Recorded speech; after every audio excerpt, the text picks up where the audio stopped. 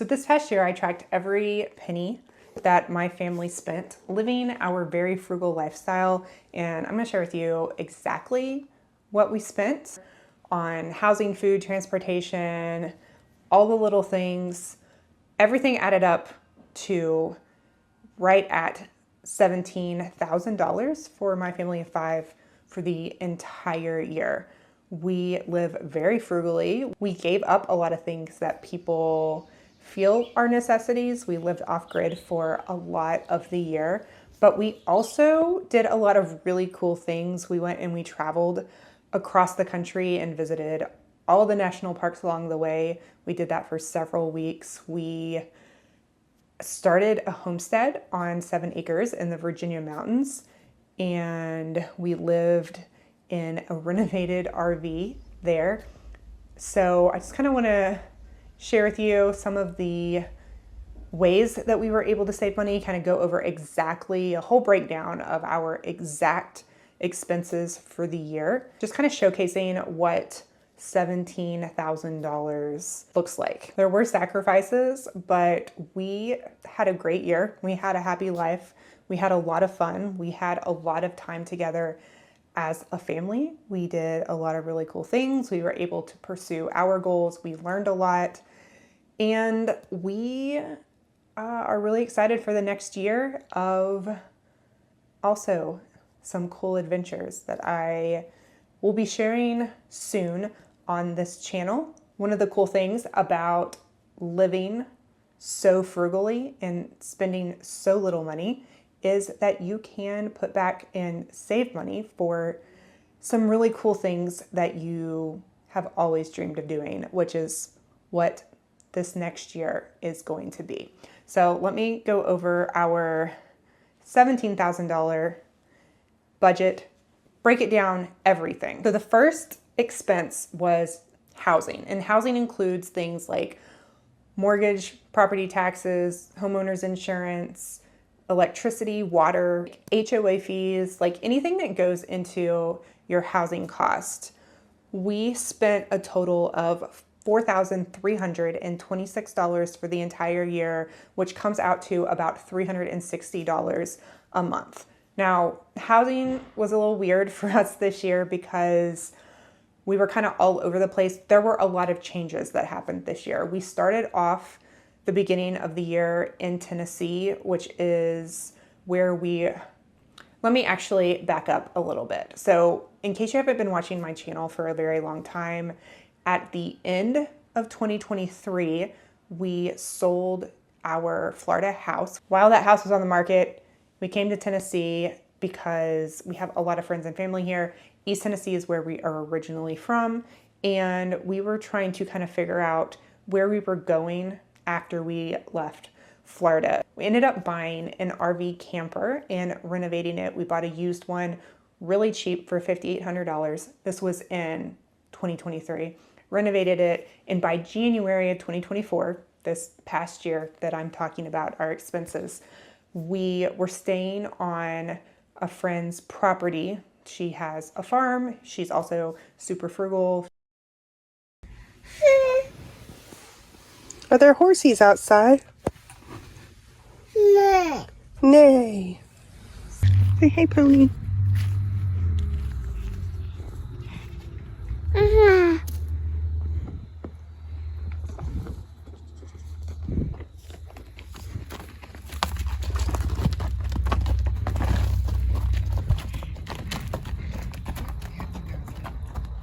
After our Florida house sold, we used some of that money to buy 7 acres in the Southwest Virginia mountains. So while we were in that transition period, we were staying on our friend's farm in our camper.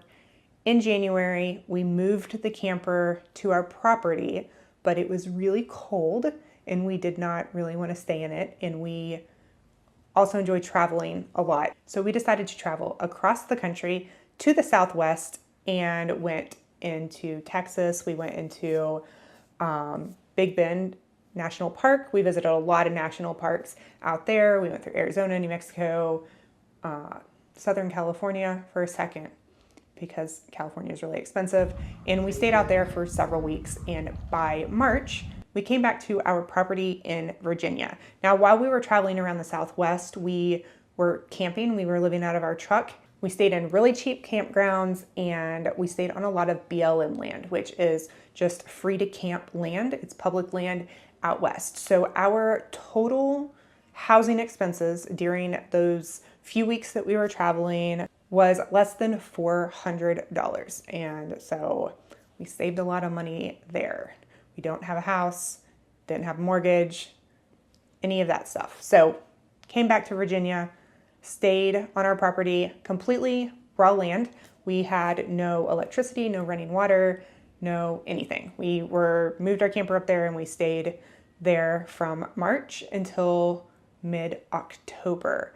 We are working on building a homestead. We put up fencing, we built a chicken coop, we got a mule and a horse, and we started a garden, got some chickens. We, just started our little homestead there. We are going to be eventually building a house on that property, but for this year we stayed in our RV. We have no bills there though. We literally filled up our propane tank one time. The whole time we were there, we used propane for a little bit of cooking, a little bit of heating when we first got there, and we have an on-demand hot water heater that uses propane, but very little propane was used. So our total housing expenses while we were there was $30 from the months of March until mid-October. Mid-October started to get cold. We decided we didn't want to stay in our camper on our property for the winter. So we are currently renting a house in town, and that is $1,500 a month for a 3-bedroom, 2-bath, 2-story home in town, walkable to grocery stores and all of that stuff. It includes utilities. We have a washer and dryer. We have internet, TV, lots of streaming services, like all the things. So that has been our weird housing situation for a year. Okay, the next category is food. And we spent a total of $4,314 on food for the entire year, which comes out on average to $360 a month, which is basically the same thing as our housing. So we cook from scratch. We eat really cheap foods. We eat really simple foods. I recently did a video talking about like some of the tips that I have and some of the ways that we save a lot of money on food that I will link here, and then also at the end of the video, so you can go watch that next if you haven't seen it. But the USDA recommends that a family of our size would spend between $1,200 and $1,800 a month on groceries, and we spend about $360 a month on groceries. So, we are just super frugal when it comes to food. I will say living off grid and the way that we were living, we changed the way we ate a lot, and it did make it quite a bit more difficult than it is when you have, a kitchen, a refrigerator. We didn't have a refrigerator for most of the year. We did use a cooler with some ice, but we really just ate a lot of shelf-stable food, healthy food. In order to save time and dishes and all of that stuff, I ended up cooking one big meal a day, and we would just eat on that all day, and then we would have like really simple breakfast and snacks for the kids, like fruit and peanut butter and stuff like that. So the way we ate did change a lot just being off-grid. That's probably one of the things that I appreciate the most in the house that we're currently staying in, besides heat, is having a good kitchen and a washer and dryer. When you're living off-grid, there are sacrifices that you make that, you're not having to pay for, but you lose a little bit of convenience. So the next category is personal items. And those are things like toiletries, clothing, pet food, our cell phones. But we spent a total of $1,966 the entire year, which comes out to $164 a month. So just toiletry and clothing, we just don't buy a lot of stuff like that. There is a thrift store in our town that is super cheap. I can get clothing for literally a quarter to 50 cents per piece of clothing if we needed any new clothing. Goodwill is so expensive.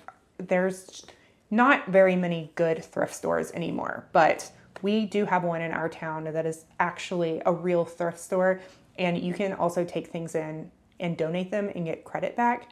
So it's actually like a helpful thrift store. Like, so search for one. I know it's hard. This is the first place that we've been that I've actually had a good, affordable, cheap place to go and get some of our stuff, but you just have to look around. Pet food, I did a whole video on that. I will also link that up here on how we save money on pet food, because we did end up with a lot of pets. We have dogs and cats already, and then we got some farm animals, so you can go check out that video. We only spent a max of $100 a month on animals. That was really the brunt of our expenses in this category.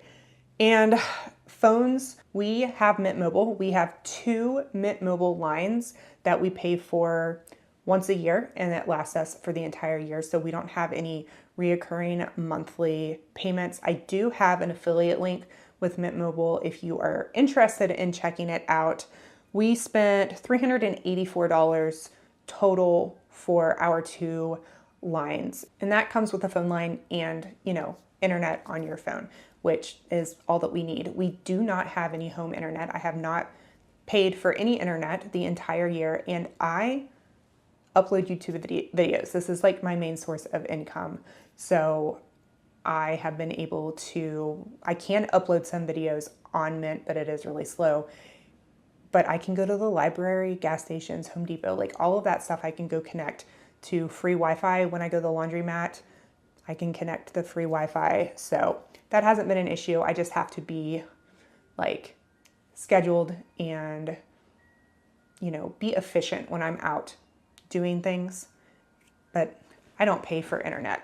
You can find that for free just about everywhere. Next category is entertainment. We spent a total of $319 for the entire year, which comes out to $18 a month.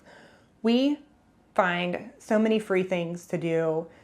There are tons of free activities in every town that you are in. We always find free things to do. We have been to multiple different places across the US, and the library is a great resource for free activities, free kids activities, free, like crafts, just so much stuff is at the library. And then of course you can get books.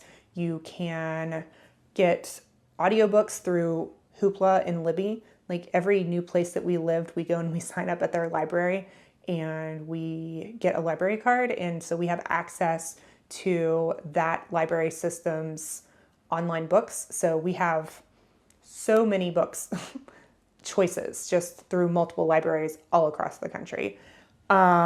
We did get a national park pass during our travels, and so that is what we did while we were traveling. That was the fun thing that we did, is we went from national park to national park. We went to multiple national parks that were so amazing. Like, national parks are so cool. And then we spent a little bit of money on a couple of museums. So obviously we're kind of nerds and we like to do learning things, but that is just where we spent our money this year, on national parks, museums, and then we went to the library. So we also like to do things like going hiking, going out in nature.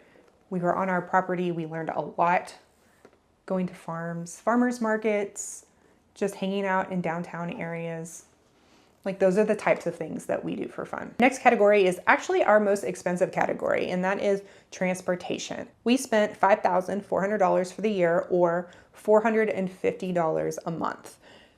Now, we drove a lot this year. We traveled across the country. We moved from Tennessee to Virginia, and we have just traveled a lot this year. We do have full coverage insurance on our vehicle, but we don't have a car payment, and we only own one vehicle. We do need a truck for our property. We require 4-wheel drive. We need a reliable vehicle to do the traveling that we want to do. So that is just a category that we know that we're just going to have to spend a little bit of money on.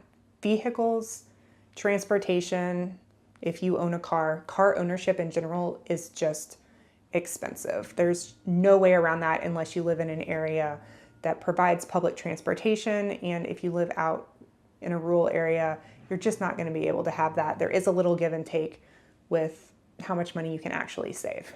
So the next category is other.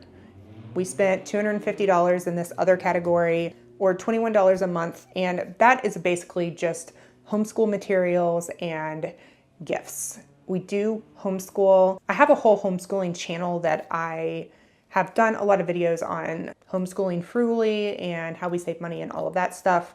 I haven't posted a video over there in a while because I haven't. Honestly, that channel's not monetized and that's like my fun channel. I don't make any money doing that. So I haven't been super motivated to post on that channel, but I need to, I want to.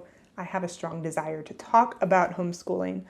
I just haven't. But anyway, I do have videos over there that I've done previously that you can go watch that I will link down in the description if you want to check that out. And then gifts, just like small gifts for like birthdays and holidays. We're not big gift people. We don't really do a lot of gifts. We mostly do experiences, time together, family time together, cooking food together, meals and stuff like that. But we have had a few gifts this year. The next category is healthcare, and we spent a total of $616 for the year. $336 of that was life insurance, and then the remaining $280 was in co-pays. So in order to get affordable healthcare, we go through healthcare.gov, and it is a government voucher system that is income-based. So if you are looking to see if you qualify for some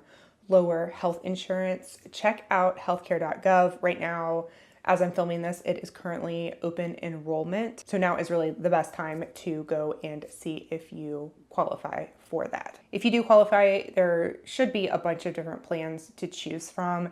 And just based on how much you're able to pay, you can change things like premiums, co-pays, deductibles, out-of-pocket maxes. We chose plans that had no monthly premium, but have a higher out-of-pocket max.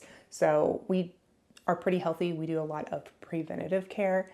So we don't need a lot of healthcare. So that was the plan that we chose for us. And then I also just want to say, if you are wanting to really improve your budget for this upcoming year, I talk about this budget planner all the time. I know a lot of you guys have already bought it, but it is the Clever Fox Budget Planner. It is the budget planner that I have been using for several years. I absolutely love it. It really helps me just become really aware of exactly how much I am spending.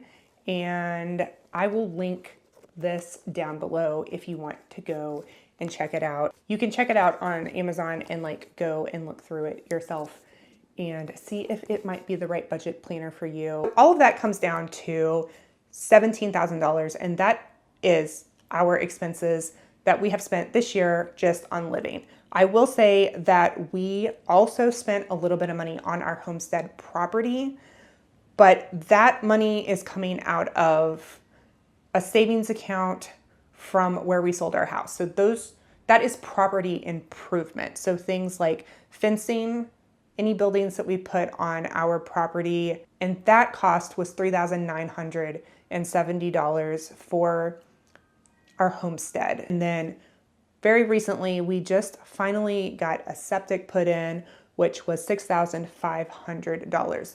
So $17,000 on expenses, and then $10,470 that we spent on property improvements. That money did come out of savings from when we sold our house that we planned on putting on the property. So I don't count that money necessarily in my monthly expenses because it's coming out of it like a different account, and it's different. It's more like a business expense than living expenses. So I get that not everybody wants to live the same way that we do. This is just the way that we have lived for the past year in a very frugal way, a very intentional way. This is not how we want to live forever. And I also want to point out the difference between expenses and an income. So these are our monthly expenses, but that does not necessarily mean that this was our monthly income.